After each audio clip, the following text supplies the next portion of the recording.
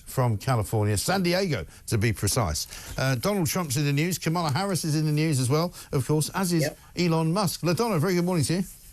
Very good morning to you. And greetings of the season to you as well. Let's have a look at Donald Trump, who was on the news simultaneously yesterday. I was quite pleased because I knew it was going to upset a lot of snowflakes here in London on the two television screens that we had here in the office, one on Sky, one on the BBC. On one, it was suggesting that he had been made Times Person of the Year, and on the other one, he was opening the New York Stock Exchange. Let's have a look.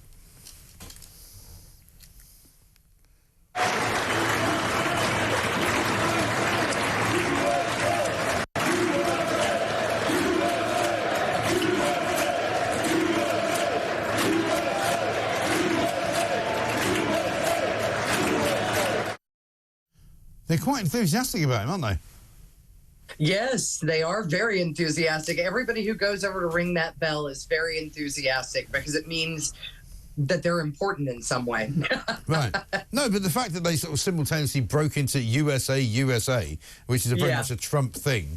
I mean, I can't imagine them doing that for Kamala Harris. No, and you wouldn't find her at the stock exchange because that's the enemy. To the Democratic Party. So it's a no-brainer that it would be Trump. Yeah. Someone was telling me the other day as well that most of the Wall Street big companies and the big banks have actually given up on the whole DEI thing. They've decided that actually it's a crock of whatever you might want to call it in 4 letters, but they're not doing it anymore. I think a lot of companies are backing off. It turns out that political correctness does not actually boost your bottom line. Should we have diversity and inclusion? Yes. Should we say there should be X amount of people who are this color and X amount of people who are of that persuasion and X amount of people who are of that persuasion? No. You hire the best person for the job, and they're the ones who drive your company to do better, and that's what boosts your bottom line, and that's really the most important thing if you're a stockholder in that company or somebody who's invested in them through mutual funds, meaning average Americans. Well, because that's the thing. I mean, people forget that as much as capitalism is the enemy of all things, if you're a socialist, you know, the reason that people invest in their pension funds and the reason that Wall Street exists is because mostly it's ordinary people's money. Yeah, and the bottom line is that it's your business to grow that money. It doesn't matter, how you get it done within the confines of the law, but your business is to grow money. So grow it and shut up. Right, exactly right. The other thing that's been getting people exercised over here in particular is Trump being named Person of the Year. It used to be Man of the Year, of course, but you can't have that anymore. Over time has become a little bit woke. But, of course, the lefties have all been terribly busy pointing out to me that, well, Hitler got it back in the 30s and so did Stalin. So it's not necessarily a great thing. And you go, well, what's wrong with you? Why are you so anti-Trump that you want to point out that he's like Hitler? Hitler got it in the 30s before he actually declared war on Western Europe, right? He got it because he was an interesting figure politically. He didn't get it because he killed 6 million Jews. He got it because he was a politician who was breaking through in a way that nobody else had seen.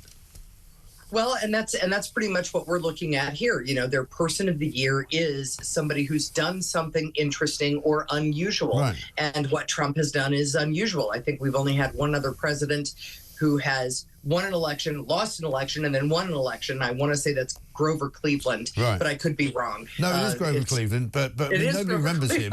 I just pulled that one straight out. No, you've done very well there. Because I actually went to the trouble on election night of looking it up because it is very rare, and it doesn't really count because it was in the 19th century, for heaven's sake. Right.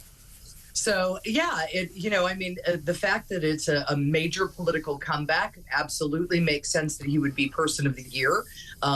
They asked him some very interesting questions, I thought, in the interview when I read the transcript. Asking about Kamala Harris and, what does he think her missteps were? And I would agree with him on this, that she would not go out and do interviews. And he said, her gaffes, unfortunately, became huge gaffes because they weren't sort of watered down over the course of several interviews. She made a lot of mistakes, I would say, but he's right. That is one of them.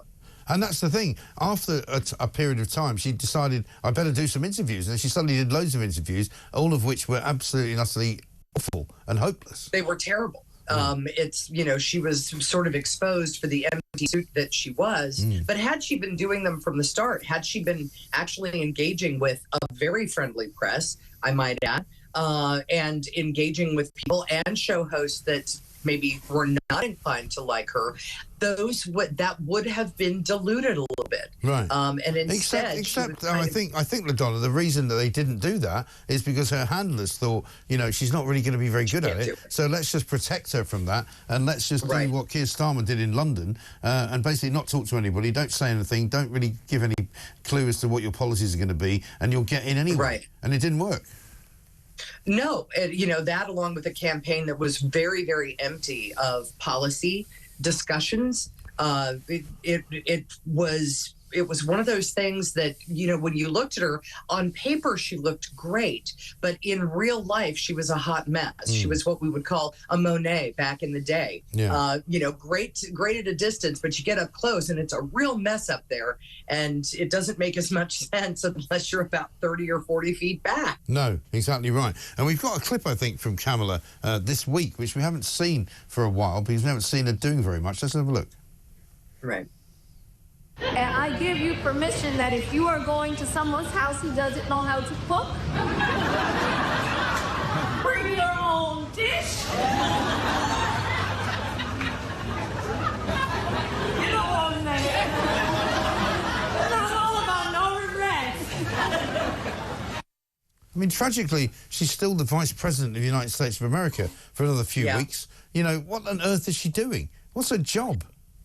I don't know. I don't know what the initial, sort of thing that she came about with, you have permission to feel bad. Yeah.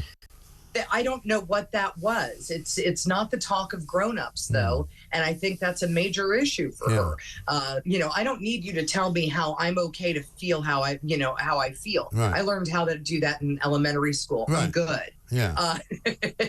Exactly. It's kind of insulting. But I do not feel unsafe, I will tell you that. Yes. I mean, I've never felt unsafe, apart from once when I was walking through the Bronx at about 3 in the morning in about 1985.